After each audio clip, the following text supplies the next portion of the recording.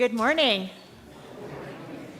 Happy Easter to all of you. I hope you all had a fantastic, most blessed Easter last weekend. And we are still in the Easter season, so happy Easter. We're going to be in Easter for a while now, which is awesome because we are celebrating the risen Christ.